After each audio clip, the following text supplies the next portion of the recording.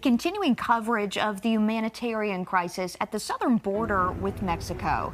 That's where we find 10 News anchor John Carlin. John, we understand that last night you were able to witness some sobering events that are fairly common at the southern border, and now we want to share that video.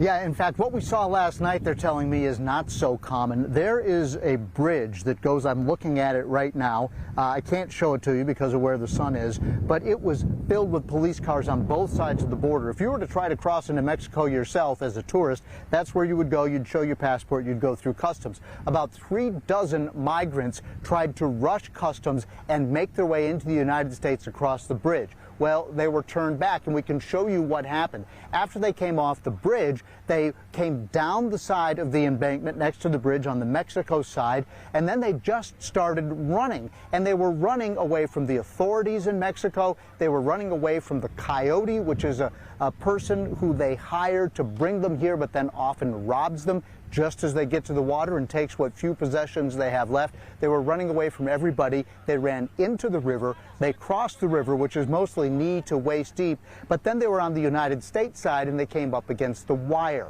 And once they got to the wire, they were not able to cross into the United States. But according to the people I've been talking to, that's the way it's supposed to work. Listen in.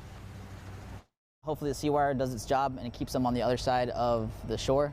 Once they get onto American soil, now they've done like an illegal trespassing depending on the land and then DPS's orders, and they usually start running once they get through the wire, so we'll usually have to chase behind that. Yeah, he was talking about what happens if they get through the wire. Now, last night, that particular group, we wound up tracking them for quite a ways. They stayed on the river side of the wire, and we were out here till about 10 o'clock, and they kept getting tired, so they were pausing beside the wire. We were following their progress, but eventually time ran out, and we had to go back to finish our day. So what I believe happened is, like many of the refugees here, they stayed in the river. They probably slogged downstream for about 5 miles to where the wire ends, where they would have been taken in and processed by immigration officials. So that's what happened last night. But to be there and see that happening, and the folks I've been talking to here say they have not seen that happen in the over 2 years since Operation Lone Star began, guys. And John, what's unfolding at the border is something that most of us don't get to see. So for you, what are some of your biggest takeaways after being right in the middle of all of that?